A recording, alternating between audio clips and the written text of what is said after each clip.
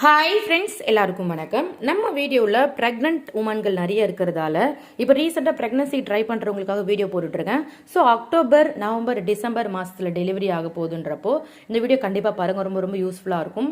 ஏன்னா இப்போ nearby delivery இருக்கிறப்போ ஒரு சில விஷயங்கள் தெரிஞ்சு வச்சுக்கணும். இப்போ ப்ரெக்னெண்ட்டாக இருக்கிறப்ப நான் ஒரு சில விஷயங்கள் தெரிஞ்சு வச்சுருப்போம். என்ன சாப்பிட்ணும், என்ன சாப்பிடக்கூடாது, எப்படி நடக்கணும், எப்படி என்ன மாதிரி ட்ரெஸ் யூஸ் பண்ணணும், என்ன மாதிரி டேப்லெட் போகணும் தெரிஞ்சு வச்சுருப்பீங்கன்னா டெலிவரி நியர்பையில் வரப்போ என்ன மாதிரி விஷயங்கள் செய்யணும் தெரியாது இல்லையா? முதல் முக்கியமான விஷயம், நீங்க டெலிவரி நியர்பை வரப்போ இங்கே லாங் டிராவல் போகக்கூடாது. ரெண்டாவது விஷயம், அதிகமான ரைஸ் வந்து எடுத்துக்கக்கூடாது. மூணாவது, ரொம்ப ஹெவியான ஃபுட் எடுத்தையும் சாப்பிடக்கூடாது.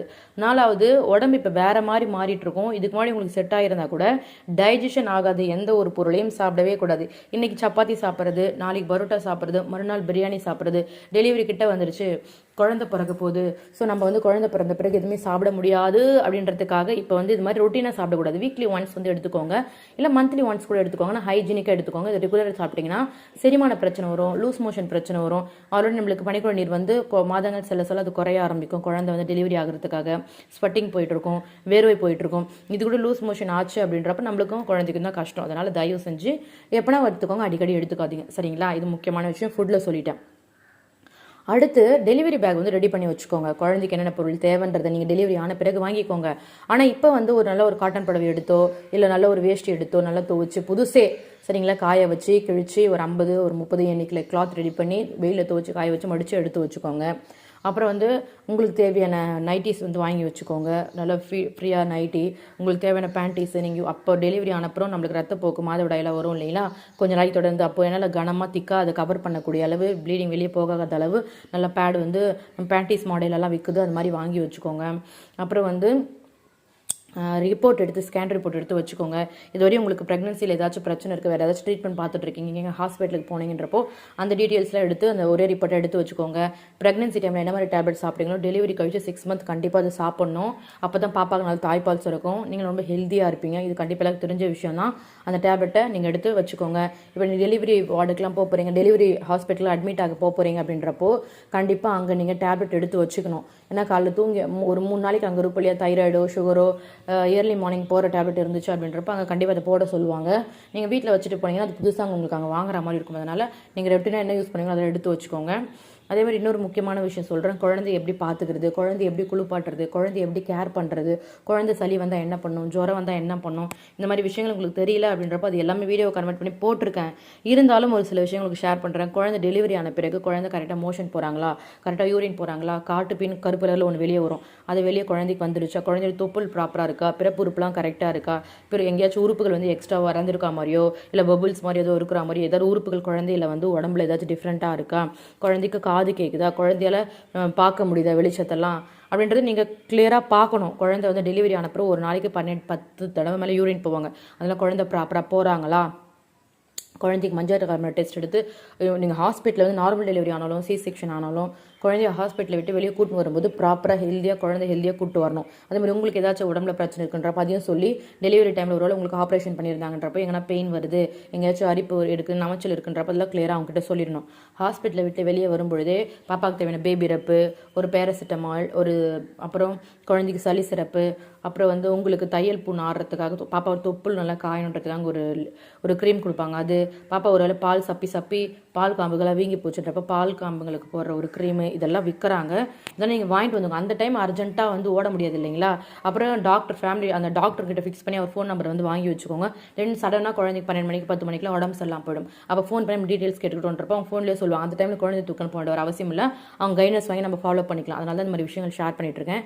இதுவரை நீங்கள் இதை பற்றில யோசிச்சிருக்கவே மாட்டீங்க. டெலிவரி ஆன பிறகு பாப்பாவுக்கு வந்து சீம்பால் உங்களுக்கு சுரக்கும். அந்த சீம்பாலை குழந்தைக்கு கண்டிப்பாக கொடுக்கணும். கொடுக்காமல் இருக்கும். அது சும்மா லைட்டாக ஒரு பாலாடாவில் கூட வராது. ஆனால் கூட அது கொடுத்தீங்கன்னா அதில் தான் பயங்கரமான இம்யூனிட்டி பவர் இருக்குது. குழந்தை தான் நல்லா சத்தாக இருப்பாங்க. நீங்கள் எவ்வளோ தாய்ப்பால் கொடுக்குறீங்களோ அதை விட குழந்தை பிறந்தாங்க அந்த கொஞ்சம் நேரத்தில் இருக்கிற அந்த சீம்பால் கொடுத்தீங்கன்னா குழந்தைக்கு சத்து. அதே மாதிரி இன்னொரு முக்கியமான விஷயம், குழந்தைக்கு பால் கொடுக்குறப்போ நல்லா மார்பகத்தை தூக்கி நல்லா க்ளீன் பண்ணி தொடச்சிட்டு சிஸ்ஸர் ஷேப்பில் உங்கள் கையை 2 வச்சு ப்ரெஸ் பண்ணி கொடுக்கணும். ஒரே ஃபோர்ஸாக கொடுக்கக்கூடாது. ஸ்டார்டிங்கில் பால் கம்மியாக தான் வரும், அடுத்தடுத்து பால் வந்து ரொம்ப அதிகமாக வரும். ஸ்டார்டிங் வரப்போ சிஸ்ஸர் ஷேப்பில் வைக்கலாம் கூட அடுத்தடுத்து வரப்போ சீரி அடிச்சுட்டு பால் வரும். குழந்தைங்களுக்கு வந்து ஒரு சில டைமில் மூக்கில் பால் வந்துடும், பொறை ஏறிடும், இந்த மாதிரி நிறைய விஷயங்கள் நடக்கும். அதனால நம்ம பால் ப்ராப்பராக கொடுத்தோன்றப்ப அதெல்லாம் ஆகாது. ப்ரெக்னன்சி டெலிவரி ஸ்டார்டிங் வந்து படுத்துட்டு பால் கொடுக்காதீங்க, எழுந்து உட்காந்தே பால் குடிங்க. போக போக போக பழகிடுச்சுன்றப்ப படுத்துட்டு கூட கொடுக்கலாம். உங்களுக்கு கம்ஃபர்டபுளாக இருக்குது, உங்களுக்கு ப்ராப்பராக படுத்துட்டு பால் கொடுக்க முடியுன்றப்ப கொடுக்கலாம். அதே குழந்தைக்கு கொஞ்சம் நாள் அப்புறம் பால் கொடுக்க பழகுறீங்கன்றப்ப மார்பகத்தில் துணி போட்டு ஷாலோ டவுலோ போட்டு கொடுக்க பழங்க. ஏன்னா ஃபங்க்ஷன் போகிறீங்க, இங்கே கோயில் போகிறீங்க, செக்கப்லாம் வரீங்கன்றப்போ நீங்கள் இப்போ டவுல் போட்டு பால் கொடுத்து பழகினாதான் அதுக்கப்புறம் குழந்தை வந்து ப்ராப்பராக பால் குடிப்பாங்க. இல்லைனா குழந்தை ப்ராப்பராக பொது இடத்துலலாம் ஷாலை தூக்கி தூக்கி வெளியே விட்டுருவாங்க. அது உங்களுக்கு தான் ரொம்ப கஷ்டமாக இருக்கும். நான் இப்போ சொல்கிற விஷயங்கள்லாம் உங்களுக்கு தெரிஞ்சிருக்கலாம், தெரியாமலையும் இருக்கலாம், அதனால் ஷேர் பண்ணுறேன். இப்போ நீங்கள் உங்களுக்கு ஒன்று 2 மாதம் இருக்கிறதால வயிறெல்லாம் இறங்கிட்டு இருக்கும், மூச்சு வரதுக்கு சிரமமாக இருக்கும், ரொம்ப கஷ்டமாக இருப்பீங்க. இந்த டைமில் போய் ஹெவியான வேலைலாம் செய்யாதீங்க. டெலிவரி நார்மல் ஆகணுன்றதுக்காக ஜஸ்ட் வாக்கிங் போங்க, வீக்லி ஒன்ஸ் கஷாயம் குடிங்க. நான் கஷாயம் டெலிவரி ஆகிறதுக்கான கஷாயம் ப்ரிப்பேர் பண்ணி போட்டிருக்கேன். அது என்னன்னு பார்த்து அந்த கஷாயத்தை ப்ராப்பராக குடிச்சுக்கோங்க. அப்புறம் வந்து முடிஞ்ச அளவு அதனால் நம்ம தாங்க ஒரு சில விஷயங்களை கவனிச்சுக்கணும், சரிங்களா? ரொம்ப ரொம்ப படுத்துட்டு நல்லா தூங்குங்க. ஃபஸ்ட்டு ரெஸ்ட் எடுங்க. டெலிவரி ஆன அப்புறம் குழந்தைய பார்த்துக்க முடியாது, தூங்க முடியாது, சரிங்களா? இப்போ நல்லா ரெஸ்ட் எடுத்துக்கோங்க. உங்கள் உடம்புல எங்கேயாச்சும் கால் வீக்கம் கை வீக்கம் ஏதாச்சும் இருக்குன்றப்ப அதில் செக் பண்ணி பாருங்கள். நல்லா ஹாட் வாட்டர் பாத் எடுங்க. இடுப்பு மேலே நல்லா சுடுதண்ணி ஊற்றுங்க. நல்ல நீர்ச்சத்து ஆகாரங்கள் இருக்க புடலங்காய், பீர்க்கங்காய் மாதிரி கூட்டுகள் பண்ணி சாப்பிடுங்க. நிறைய சூப் எடுத்துக்கோங்க, பழங்கள் நிறைய எடுத்துக்கோங்க, ஃபுட்டை குறைச்சிக்கோங்க. இதெல்லாம் பண்ணிங்கனாவே சூப்பராக அழகாக எந்த ஒரு குறையும் இல்லாமல் குழந்தை பிறந்துடும். இந்த வீடியோ பார்க்குற எல்லாருக்குமே எந்த ஒரு குறையும் இல்லாமல் சூப்பராக குழந்தை நார்மல் டெலிவரி பிறக்கும். இன்னொரு 3 விஷயங்கள் நீங்கள் செய்யவே கூடாதுங்க. ஒன்று, நார்மல் டெலிவரி ஆகுமா சி செக்ஷன் ஆகுமான்னு யோசிச்சு டிப்ரெஷன் ஆகக்கூடாது.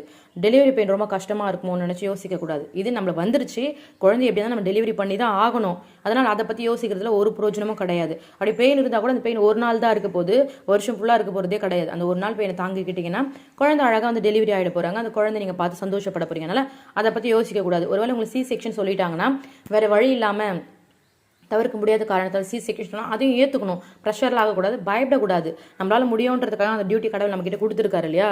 ஸோ அதனால் நீங்கள் ரொம்ப மெச்சூர்டாக தைரியமாக இருக்கணும். சும்மா தேவையில்லத்துக்குலாம் பயப்படக்கூடாது.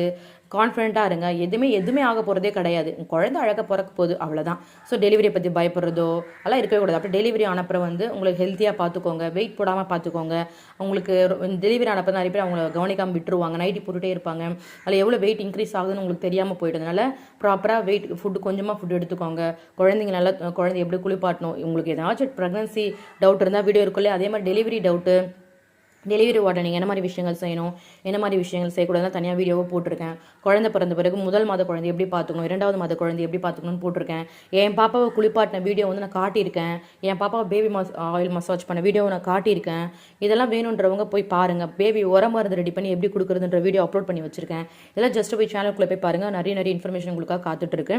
ஸோ வேறு ஏதாச்சும் டவுட் இருந்தால் கீழே கமெண்ட்டில் கேளுங்க. கண்டிப்பாக பெயின் ரொம்ப கம்மியாகும். உங்களுக்கு பிடிச்ச குழந்தை, உங்களுக்கு பிடிச்ச கலரில், உங்களுக்கு பிடிச்ச மாதிரி குழந்தை பிறக்க போது. உங்களுக்கு எந்த ஒரு பிரச்சனையும் வரப்போகிறதில்ல. அவங்க வந்தப்பறம் உங்கள் வாழ்க்கையில் ஹாப்பினஸ் மட்டும்தான் இருக்க போது. உங்களுக்கு நான் கடவுள்கிட்ட ப்ரேயர் பண்ணிக்கிறேங்க. Okay friends, thank you so much. பாய்.